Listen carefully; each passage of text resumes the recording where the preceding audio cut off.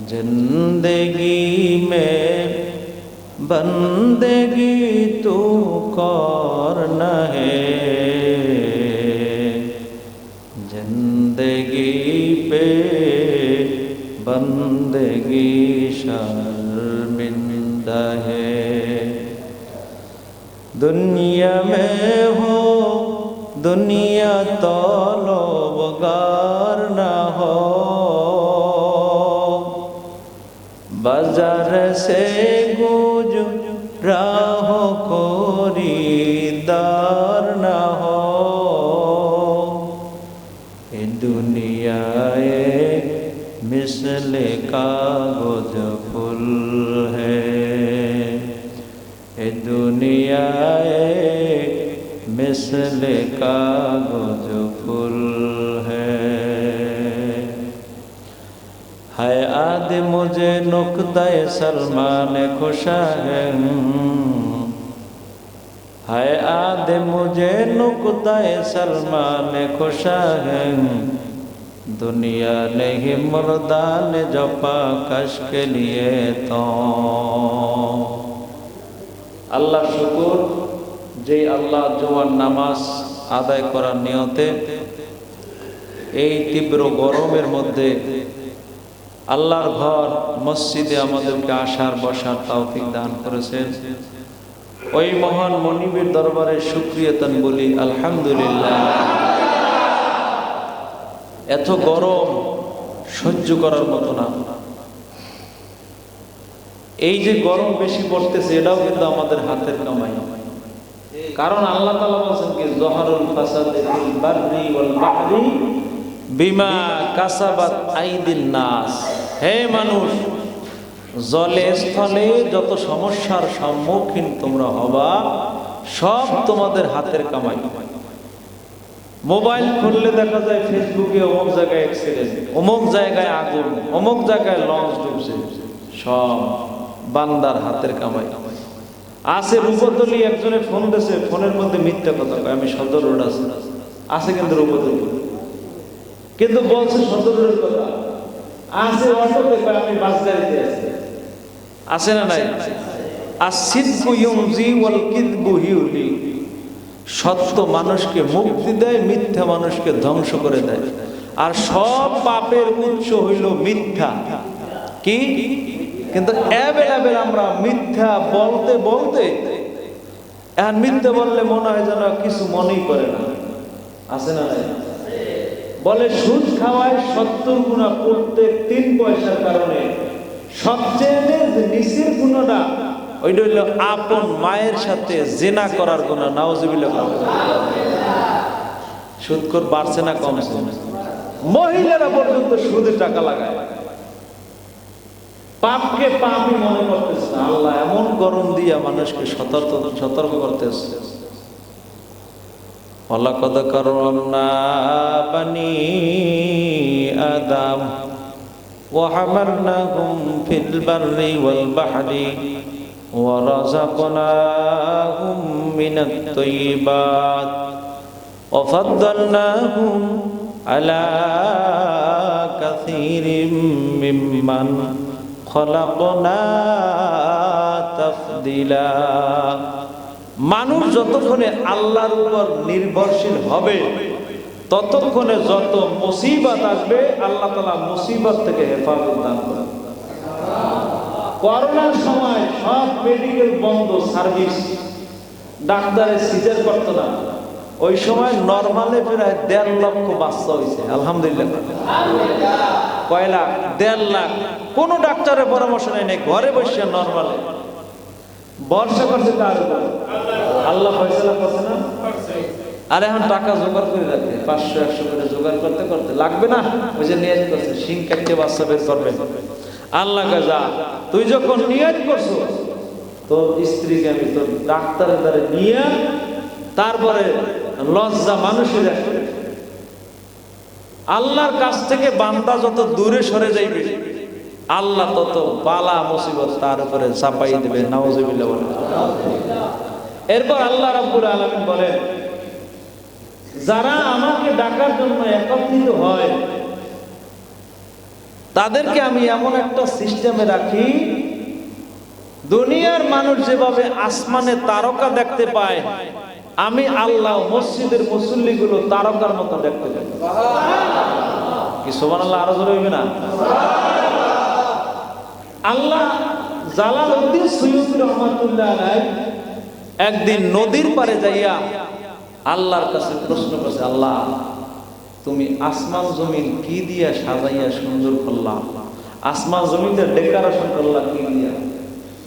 আল্লাহ তাআলা বললেন, আমি আসমান সাজাইছি তারকা দিয়া, আর দুনিয়া সাজাইছি পাঁচ ওয়াক্ত নামাজি মুসল্লি দিয়া। মুসল্লির দাম আছে না? দুনিয়া সাজাইছি মুসল্লি দিয়া, হাদিস শরীফে আছে হাসরের ময়দানে মুসল্লির এই হাতের আঙ্গুল থেকে নূরের ঝলক বের হইয়া হইয়া পড়বে, যে অঙ্গে উজুর পানি লাগছে ওই অঙ্গটা নূরের মতো চমকাইতে থাকবে। আর যারা আল্লাহকে সিজদা দেয় নাই, উজু গোসল তো বুঝেই না, লাভ দিয়ে পড়ছে শেষ গোসল। কিয়ামত পর্যন্ত এরকমের গোসল করলে তার গোসল হবে না। একটা পশম পর্যন্ত ধোয়া লাগে, গোসলের নিয়ম আছে। একটা পশম যদি শুকনো থাকে তাইলেও তার ফরজ গোসল হয় না। তা আল্লাহ তাআলা বান্দাকে টার্গেট করে বলতেছেন, কুল ইয়া ইবাদিয়াল্লাযীনা আসরাফু আলা আনফুসিহিম লা তাকনাতু মির রাহমাতিল্লাহ ইন্নাল্লাহা ইয়াগফিরুয যুনুবা জামিআ ইন্নাহু হুয়াল গফুরুর রহিম।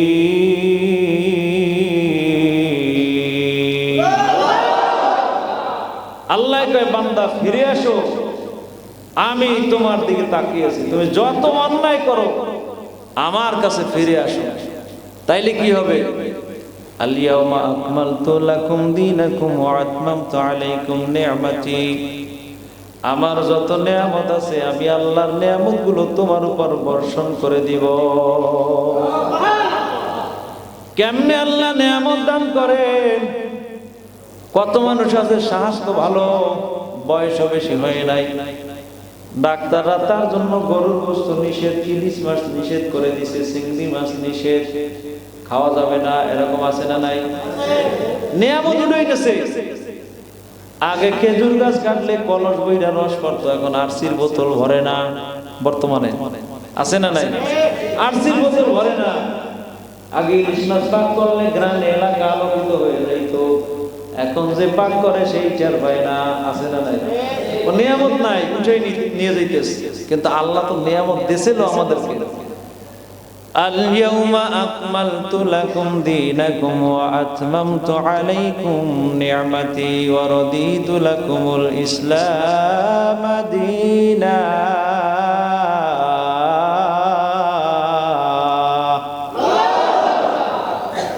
আল্লাহ রাব্বুল আলামিন আমাদের নবীর উপরে আল্লাহর কোরআন নাজিল করে জানিয়ে দিলেন, ওগো আল্লাহর নবী, আপনার উপর আমি কোরআন নাজিল করেছি।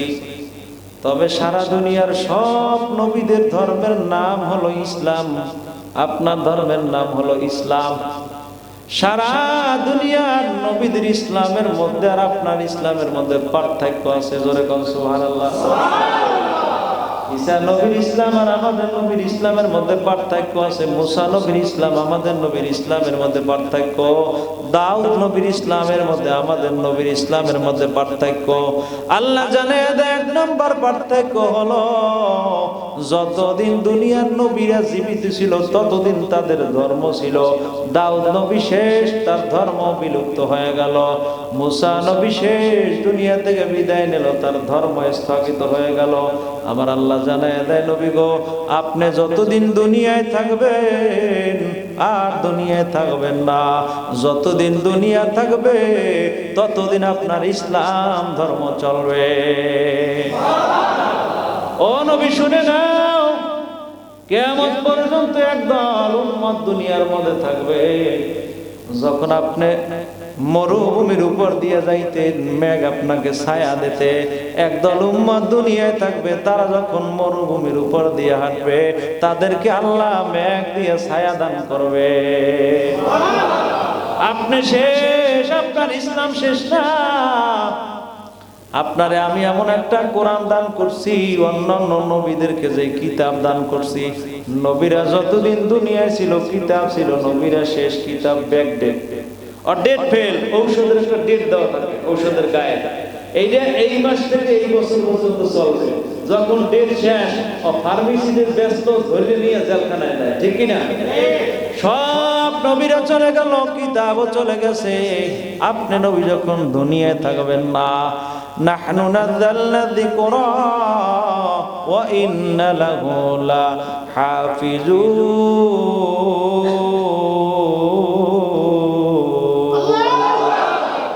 আপনি যতদিন দুনিয়ায় থাকবেন আপনার মত অনুযায়ী কোরআন অনুযায়ী জীবন চলবে, আপনি যখন থাকবেন না সারা পৃথিবী এই কোরআন দিয়া চলবে। যতদিন কোরআন দিয়া জীবন চলবে, জীবন ব্যবস্থা চলবে, ততদিন আমি আল্লাহর রহমত আল-ইয়াউমা আকমালতু লাকুম দীনাকুম, আমার দিন আমার রহমত আপনার উম্মতের উপর দান করব। যখন বান্দা কোরআন ছেড়ে দিবে আমি আল্লাহ তাদেরকে বড় বড় গজব দেব, দেয় কি দেয় না? দেয়। তারপর আল্লাহকে বলা যাবে না। মুসা আলাইহিস সালামের জামানায় এরকমের মানুষ পাপ কাজ করতে করতে এমন পাপ করে যেই পাপ আল্লাহ রাব্বুল আলামিন অপছন্দ করছে, যে তার গুনাহ আমি মাফ করব না। আল্লাহ নিষেধ আছে, যেমন শিরক করা আল্লাহর নিষেধ। ভুলে যদি দুই একটা অন্যায় মানুষ করে, কবিরা গুনাহ করে, তো আল্লাহ সেটা মাফ করে, কিন্তু শিরকের গুনাহ আল্লাহ মাফ করে না। মুসা আলাইহিস সালামের কাছে বনি ইসরাইল সম্প্রদায়ের লোকেরা বলে, মুসা, আল্লাহ আমাদেরকে বৃষ্টি না দিয়া মরুভূমির উত্তপ্ত বালু গুলো রোদের তাপে এমন অবস্থা হয়ে গেল, কোথাও থাকা যায় না। আমরা তো বিল্ডিং বানাইছি, তৈরি করেছি, ঘরটারে ঠান্ডা করে ঘুমাই। মুসা নবীর সময় মানুষ একটা ঘরও বানাইতে পারে নাই, আর আমরা এক একটা বিল্ডিং এ তালা করি 60, 70, 80, 120 তালা পর্যন্ত আছে, আছে না? তো মুসা আলাইহিস সালামের উম্মতরা বলে থাকা যায় না। আল্লাহর কাছে মুসা আলাইহিস সালাম গেলেন, আল্লাহ বৃষ্টি না হইলে তো চলে না। আল্লাহ জানায় দিলেন, বৃষ্টি দেব না, তোমাদের মধ্যে মানুষ অন্যায় শুরু করছে অনেক বেশি। কুল ইয়া ইবাদিয়াল্লাযীনা আসরাফু আলা আনফুসিহিম, তোমাদের মধ্যে এমন কোন বান্দা আছে অনেক গুনাহ করতে করতে বেকার হয়ে গেল। মুসা নবী আল্লাহর কাছে ফরিয়াদ করলেন, মানুষ না হে গুনাহগার, হাঁস মুরগি গরু ছাগল উর্দুম্ব ভেড়া বকরি তো গুনাহগার না, তারা তো না খেয়ে মারা যায়, পানির অভাবে মারা যায়, গরম সইতে পারে না। আল্লাহর কুদরত। মুসা আলাইহিস সালাতু ওয়াস সালাম যখন দোয়া করলেন, আল্লাহ জানায় দিলেন, মুসা, তোমার এই মজলিসের মধ্যে যাকে নিয়ে হাত উঠাইলা, এদের মধ্যে একটা জিনাকার আছে, যদি জিনাকার তোমার কাছ থেকে না যায় আমি আল্লাহ তোমার দোয়া কবুল করব না। কিতাবের মধ্যে আছে, মুসা আলাইহিস সালাতু ওয়াস সালাম ডাক দিলেন, ও জিনাকার, তাড়াতাড়ি বের হও আমার মজলিস থেকে। যদি তুমি বের না হও, আল্লাহর কাছ থেকে তোমার নামটা নেব, তোমার বাবার নাম নেব। আমি মুসার আগি মানুষ জুতা দিয়ে পিড়াইয়াই মজলিস থেকে বের করব। গুনাহগার তো ধরা পড়ে যাওয়ার পালা, কয় আমার আর রক্ষা নাই। মুসা যদি জানতে পারে আমি বড় গুনাহগার, আমার অবস্থা কি হবে? মাথারা নিচের দিকে ঝুঁকাইয়া কলমটা দিয়া মালিকের সান্নিধ্য অর্জনের জন্য একটা কল দেছে, আল্লাহ গো, আর জীবনে গুনাহ করব না। জোরে কও সুবহানাল্লাহ। আল্লাহ শুনছে কি শুনে নাই? আর জীবনে গুনাহ করব না ওয়াদা করলাম। আমার আল্লাহ সাথে সাথে বৃষ্টি বর্ষণ শুরু করে দিছে। কুল ইয়া ইবাদিয়াল্লাযীনা আসরাফু আলা আনফুসিহিম লা তাকনাতু মির রাহমাতিল্লাহ ইন্নাল্লাহা ইয়াগফিরুয যুনুবা জামিআ। আল্লাহ দেখে, বান্দা তুই যাওয়ার কোনো জায়গা পাও নাই, যখন আমার কাছে ক্ষমা চাইলি আমি ক্ষমা করে দিয়া বৃষ্টি বর্ষণ শুরু করে দিলাম। মুসা আলাইহিস সালামকে আল্লাহ তুমি যে বললা যে আজকে আর বৃষ্টি দেবা না, তা তুমি বৃষ্টি দিলা আবার তুমি বললা দেবা না, কারণটা বুঝলাম না। আল্লাহ জানায় দাও মুসা কালিমুল্লাহ, তুমি আমার সাথে দৈনিক 101টা কথা বলো তোর বাহারে যাইয়া। কথা বলছে 35,000 ভাষায়, জোরে কম সুবহানাল্লাহ। কয় ভাষায়? হিব্রু ভাষায় কথা বলতো। 35,000 ভাষায় কথা বলার পরে আল্লাহ রাব্বুল আলামিন যখন অন্য একটা ভাষা শুরু করছে, মুসা নবী কয় নেহিসা মুজমে আয়া, আল্লাহ তোমার ভাষা তো আমি বুঝি না, 35,000 ভাষা বুঝলাম, এখন আর বুঝি না। আল্লাহ জানায় দেয় মুসা, আমার কাছে এমন কোন ভাষা আছে আখিরি জামানার নবী ছাড়া বুঝবে না। এখন মুসা নবীকে জিজ্ঞেস করলো, মুসা 35,000 ভাষায় কথা বলেছি, একটু আমারে শোনাও, তুমি আমার কথার মধ্যে কি বুঝলা, কি পাইলা, কি বুঝলা? কয় আল্লাহ গো, 35,000 ভাষার মধ্যে যা বুঝলাম তা শোনো। আমি শুধু একটা শব্দ বুঝছি, মোহাম্মদ মোহাম্মদ মোহাম্মদ। এই 35,000 ভাষার মধ্যে খালি একটাই মোহাম্মদ মোহাম্মদ মোহাম্মদ, জোরে কোন সুবহানাল্লাহ। মুসা আলাইহিস সালাতু ওয়াস সালাম আল্লাহর কাছে বলার পরে বৃষ্টির ফয়সালা হইল, কারণ হইল তওবা। কি? তওবা। তুবু ইলাল্লাহ,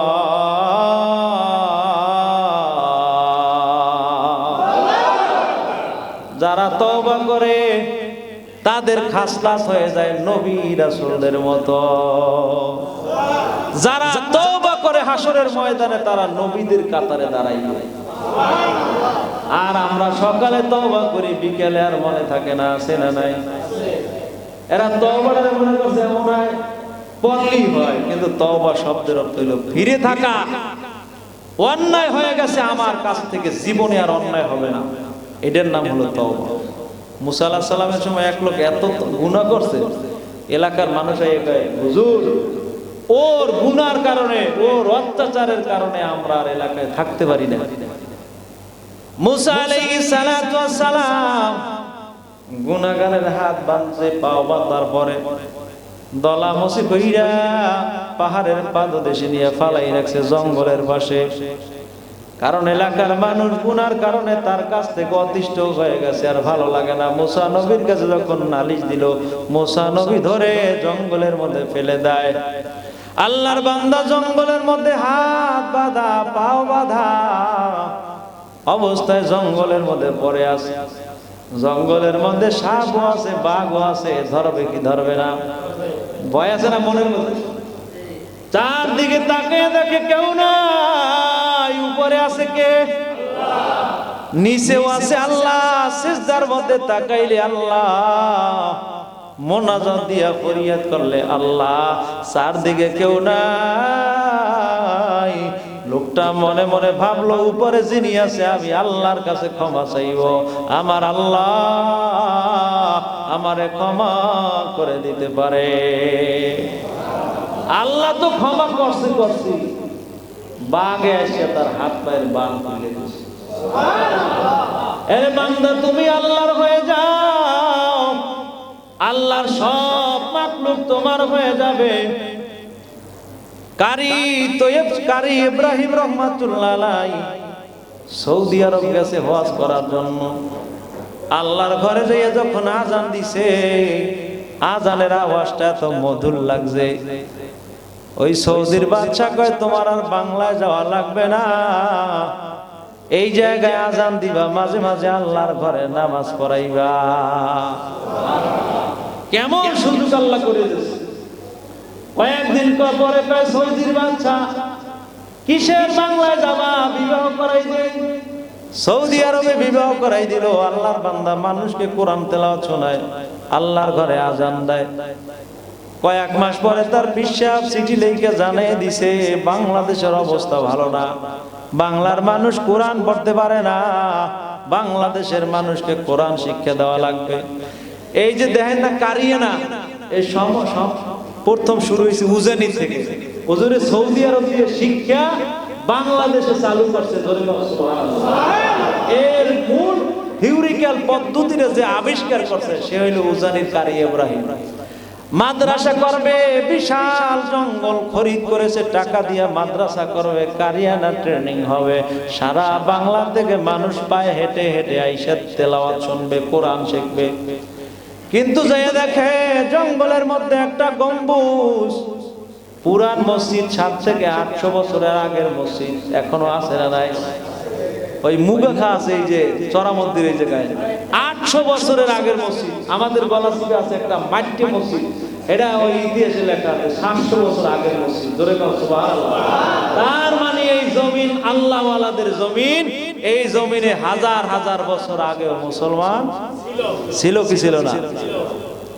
আল্লাহর ওলি ঢুকলো, বিশাল গম্বুজ, গম্বুজের মধ্যে দেখে বাঘে বাচ্চারে দুধ পান করাইতেছে। আল্লাহর ওলি বললেন, আরে বাঘ, তুমি আল্লাহর গোলাম না? আমি আল্লাহর গোলাম, তুমি আল্লাহর মাখলুক।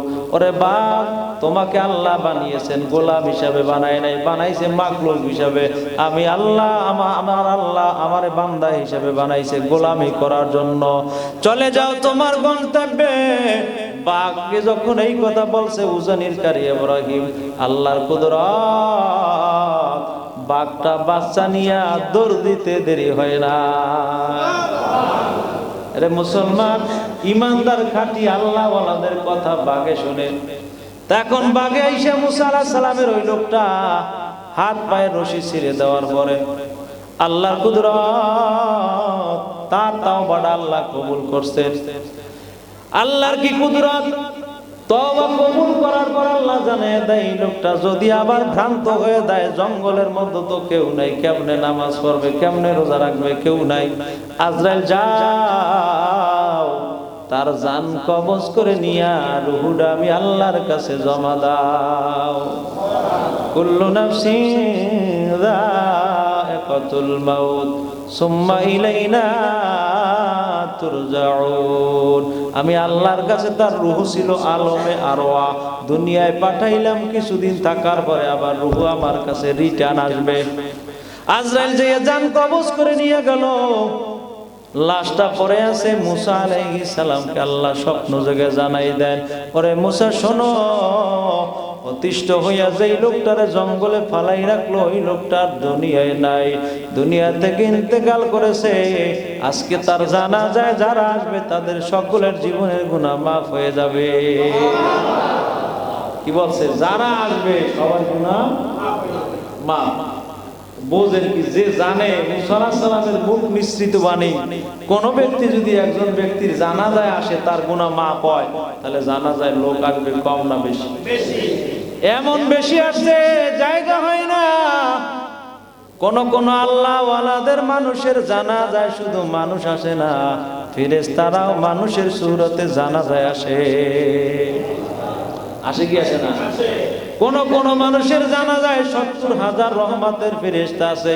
কিতাবের মধ্যে পাইলাম, লা ইয়াকুদু কওমুন ইয়াযকুরুনাল্লাহ ইল্লা হাফাতুহুমুল মালায়েকা ওয়া গাশিয়াতুহুমুর রাহমা ওয়া নাযালাত আলাইহিমুস সাকিনা।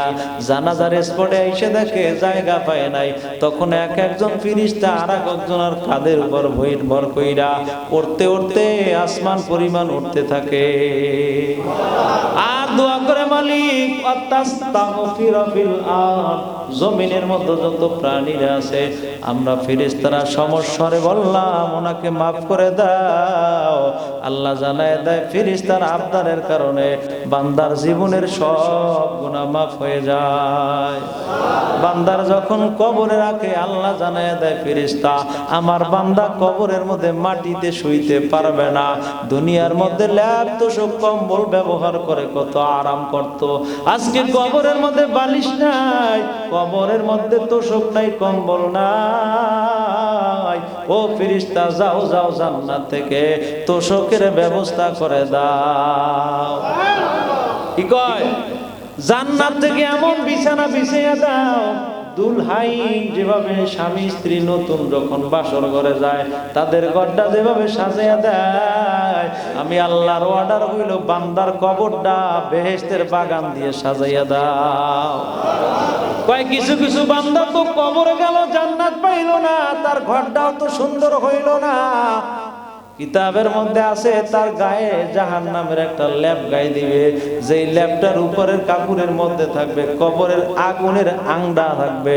আগুনের আংডার মধ্যে কত গরম, যদি লেপের মধ্যে ঢুকিয়ে দেয় চামড়াটা কইসা কইসা পড়বে। বান্দা চিল্লাইবে, 99টা সাপ তার কবরে আসবে, পাও থেকে মাথা পর্যন্ত পেঁচাইয়া পেঁচাইয়া কবরের মধ্যে কামড়াবে। এই জন্য আমার আল্লাহ নবী বলেন, আল কবরু রাউদাতুম মিন রিয়াজিল জান্নাহ আও হুফরাতুম মিন হুফারিন নার। যারা তওবা করে কবরে যাবে তাদের কবর হবে রাউদাতুম মিন রিয়াজিল জান্নাহ। ওই লোকটা মারা গেল, হাজার হাজার মানুষ তার জানাজায় হইল। মুসা নবী তো বনি ইসরাইলের নবী, উম্মত গুলো তার কথা অনেক সময় মানতে চায় না। কয় মুসা গো, তোমার মুখ থেকে বললে হবে না, আমার আল্লাহর আওয়াজ আসতে হবে, আল্লাহ আমাদেরকে মাফ করবে কিনা। আমার আল্লাহ জানাই দিল, মা তাকদ্দামা মিন জামবিক, আজকে জানাজায় যারা আছে তাদের পূর্বের সব গুনাহ আমি আল্লাহ ক্ষমা করে দিলাম। কি আল্লাহর দয়া বেশি না মানুষের দয়া বেশি? পয়গম্বর ইব্রাহিম জীবনে কোনদিন মেহমান ছাড়া খানা খায় নাই। একদিন দুপুর বেলা খাবার পাক করে সামনে নিয়ে বসে আছে, মেহমান ছাড়া খাইবে না। মেহমান পায় না, মনে মনে কয় আজকে মনে হয় আমার মেহমান নাই। ওনার জীবনে এমন কোন দিন নেই যে দিন তার বাসায় মেহমান আসবে, মুসাফির মেহমান আসবে। ওই আসরের সময় কাছাকাছি হয়ে গেল, হঠাৎ দেখে একজন মুসাফির হাতের মধ্যে লাঠি ভর করে আসতেছে। জোরে কোন সুবহানাল্লাহ। যে যে জিনিস চায় সে জিনিস পায় কি পায় না? পায়। আর সে মুসাফিরের সামনে খানা দেওয়ার পরে হাত ধুইতেও মনে নাই, বিসমিল্লাহ কইতেও মনে নাই। আর পেটে খিদে, বিসমিল্লাহ কর সময় আছে, খাওয়া শুরু করলো। হযরত ইব্রাহিম আলাইহিস সালাম রাগ হয়ে গেল, উনজুর ইলাই, তুমি আমার কাছ থেকে চলে যাও। খাবারটা টেনে রাখলো, মুসাফির চলে গেল, খাবার দিল না। আমার আল্লাহ ইব্রাহিমকে জানিয়ে দিল, তুমি হইলা জাতির পিতা ইব্রাহিম, এই কাজটা তোমার ঠিক হয় নাই। কারণ একটা দিন বিসমিল্লাহ না বলার কারণে তুমি খাবার দাও নাই। আমি আল্লাহ তারে কত বছর পালন করে রাখলাম। কারণ ও যেন না বলতে পারে, আল্লাহ যারা নামাজ পড়ছে তাদেরকে খাওয়াইলা, নামাজ পড়ি এইদিকে তুমি খাওয়াইলা না, এইটা না বলতে পারে বিদায় তাকে বেশি খাওয়াইছে। আল্লাহ জানায় দে ইব্রাহিম, তোমার চেয়ে আমার মায়া বেশি, এই জন্য আমি এই বান্দারে এত বছর পর্যন্ত খাওয়াইলাম। খানা বন্ধ করলাম না, পানি বন্ধ করলাম না, বাতাস বন্ধ করলাম না, অক্সিজেন বন্ধ করলাম না। এই বান্দা যখন আমি আল্লাহকে আল্লাহু কারীম বলে ডাক দেয়, আমি আল্লাহ তার জীবনের সব গুনাহ মাফ করে দেয়। হযরত ওমর রাদিয়াল্লাহু আনহু বলেন, আমার নিকট একজন যুবক আসলো, যুবকটা কান্না করতেছে। আমি তার কাছে জিজ্ঞাসা করলাম, যুবক কান্না করো কেন? যুবক কারণটা বলার পরে দেখি আমি ওমরের কান্না শুরু হয়ে গেছে। ওই যুবক যেই পরিমাণ কান্না করে আমি তার চেয়ে বেশি কান্না করি। আল্লাহ নবীর কাছে গেলাম যুবকের অন্যায়ের কথা বলার জন্য। আমি বলতে পারি না, ঠোঁট দুইটা রুই মাছের মতো কাঁপতেছে। ও যে অন্যায় করছে আমার মুখ থেকে ওই কথাটা বের হয় না। আমার নবী বললেন, ওমর অন্যায় করনেওয়ালা লোকটা আমার কাছে নিয়ে আসো। যুবক চলে আসলো, বলে হুজুর আমি এমন অন্যায় করেছি যে অন্যায় আমার আল্লাহ মাফ করবে না। আল্লাহ নবী বললেন, ওমর এই লোক কি অন্যায় করেছে? কয় তুমি কি এমন অন্যায় করছো যে অন্যায়টা পাহাড়ের চেয়েও বেশি? কহা পাহাড়ের চেয়েও বেশি। আমার নবী বললেন, তোমার অন্যায় যদি পাহাড়ের চেয়েও বেশি হয়, আমার আল্লাহর দয়া হলো আসমান পরিমাণ। আল্লাহর দয়া বেশি না? এরপর কয় তুমি কি অন্যায় করেছো? কয় ইয়া রাসূলুল্লাহ আমার অন্যায়ের কথা বলতে আমার লজ্জা হয়।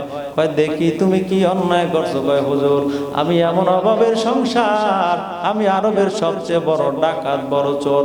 কোন মানুষ যদি মারা যাইতো ওই মানুষের কাপড় চুরি করে আমি বাজারে বিক্রি করতাম। ইয়া রাসূলুল্লাহ রাহমাতাল লিল আলামিন আমি এত বড় গুনাহগার, একটা আরবের মধ্যে মেয়ে মারা যাওয়ার পরে মেয়েটা কবরের মধ্যে রাখলো, আমি রাত্রিবেলা গেলাম কাপড় চুরি করার জন্য। আমি এত বড় গুনাহগার, আমি অন্যায় করেছি, ওই মেয়েটার সাথে অন্যায় করেছি, জিনা করেছি কবরের মধ্যে। নাউজুবিল্লাহ বলেন। আল্লাহর নবী বলতেছে যুবক এত বড় খারাপ জঘন্য কাজ কি কোনো মানুষও করে? তুমি তো পশুকেও হার মানাইয়া ফেলাইল। তোমার কাছে আমার রেহাই নাই, তোমারে আমার আল্লাহ মাফ করবে না। যুবক চলে গেল পাহাড়ের পাদদেশে, যাইয়া মালিকের দরবারে কান্দে আর কয় আল্লাহ গো আমার গুনাহ যদি আসমান পরিমাণ হয়, তোমার দয়া সপ্তম আসমান পরিমাণ। আর জীবনে গুনাহ করব না, করব না। আমার আল্লাহ জানিয়ে দিলেন কুলিয়া ইবাদিয়াল্লাযীনা আসরাফু আলা আনফুসিহিম লা তাকনাতু মির রাহমাতিল্লাহ ইন্নাল্লাহা ইয়াগফিরুয যুনুবা জামিয়া ইন্নাহু হুয়াল গফুরুর রহিম।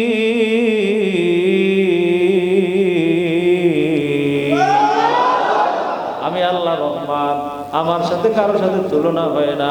আল্লাহ রহমান, আল্লাহ কি রহমান, দয়ালু, রহিম।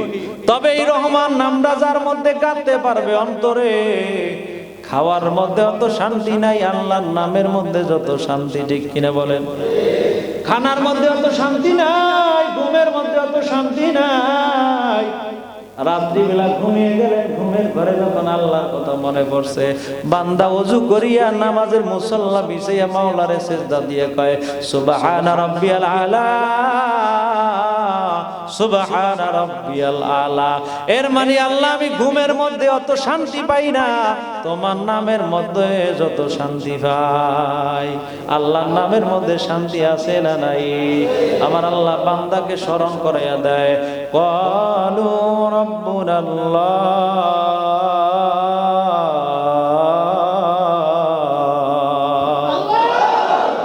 ইব্রাহিম নবী একদিন ভোরবেলা ঘরের সামনে বসে আছে, মুসাফির আইসা সামনে দাঁড়ায়। এমন সময় মুসাফির করুণ সুরে ঘরের সামনে ডাক দেয় আল্লাহু কারীম, আল্লাহু কারীম। ডাকটা কেমন? বলে আল্লাহকে যে ব্যক্তি আল্লাহ বলে ডাক দেয়, কারীম বলে ডাক দেয়, হাসরের ময়দানে আল্লাহ তাআলা ওই ব্যক্তিকে ডাক দেন। কি কয়? ইব্রাহিম খলিলুল্লাহ নাফসি নাফসি, মুসা কালিমুল্লাহ নাফসি নাফসি, ইউসুফ সফিউল্লাহ নাফসি নাফসি। আল্লাহর সমস্ত নবীরা শুধু নাফসি নাফসি বলবে, শুধু একজন নবী বলবে উম্মতি উম্মতি উম্মতি। সুবহানাল্লাহ বলে। আমার নবীর উম্মতি কথা শুই না। ওয়াকালা তাআলা ওয়াকালা তাআলা আম্মা নাওয়ালুহু ওয়া জাল্লা শানুহু। আল্লাহ রাব্বুল আলামিন বলবে আমার নবী যেহেতু বলছে উম্মতি উম্মতি উম্মতি, আমি আল্লাহ বললাম ইবাদি ইবাদি ইবাদি, আমার বান্দা আমার বান্দা। দুনিয়ায় যারা আমারে আল্লাহ বলে ডাকছে, আমি হাসরের ময়দানে তাদেরকে বান্দা বলে ডাক দিব। কত ভাগ্য এই দিন! নেতায় যখন মহাসমাবেশে বসে সাধারণ একটা কর্মীর নাম ধরে ডাক দেয়, কর্মীর কেমন লাগে? আমার নেতা আমার ডাক দিচ্ছে। হাসরের ময়দানে যদি আল্লাহ বান্দার নাম ধরে ডাক দেয়, বান্দারা চাওয়া পাওয়া কিছু থাকে না। আল্লাহু কারীম বলে ডাক দেয়। ইব্রাহিম নবী কয় কে তুমি? তোমার মুখে আমার আল্লাহর নামটা এত মজার, আর একবার ডাক দিয়া আমার মনটারে শান্ত বানাইয়া দাও। মুসাফির আমি এমনি এমনি আল্লাহর ডাক দেই না, আমারে টাকা দিতে হবে। কই তুমি কি চাও? কয় আমারে আপনি কি দেবেন একটু বলেন। কয় আমার যত উট আছে সব উটগুলি তোমারে দিয়ে দিলাম।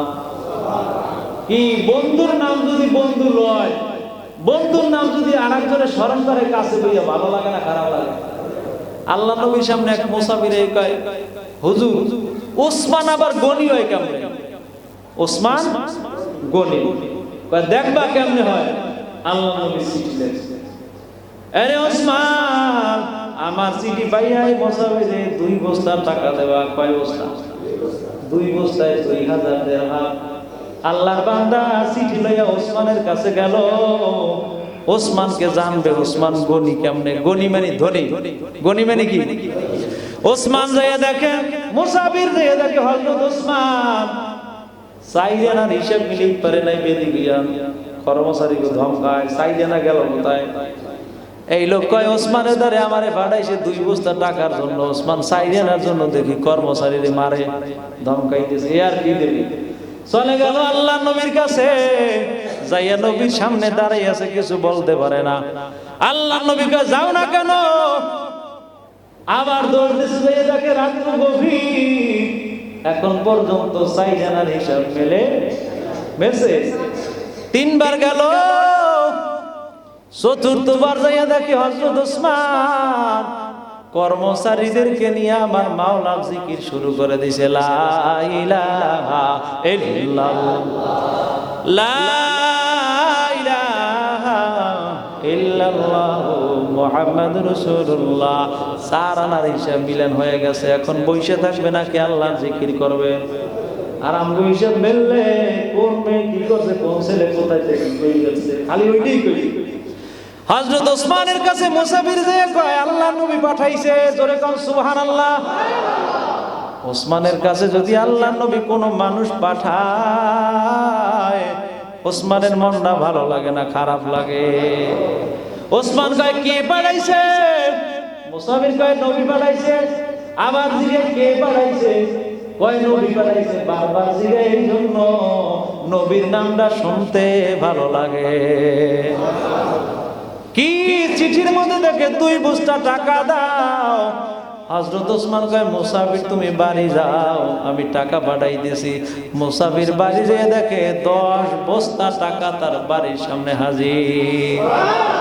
ওসমান 10 বস্তা দিছো কেন? কয় যখন তুমি নবীর নামটা আমারে শুনাইছো, প্রত্যেক নামের কারণে 2 বস্তা বাড়াই দিছি। 4 বার বলছো 8 বস্তা পাইছো, চিঠির মধ্যে লেখা আছে 2 বস্তা। 8 আর 2 কত হয়? ও মুসাফির তুমি যদি 20 বার নবীর কথা বলতা, তোমারে 40 বস্তা দেওয়ার জন্য আমি ওসমান তৈয়ার ছিলাম। আল্লাহ নবী কয় মুসাফির শুনবা, এখন শুনে দেখো ওসমান কেমনে ভাবে গনি হয়, ধনী হয়। সুবহানাল্লাহ বলে।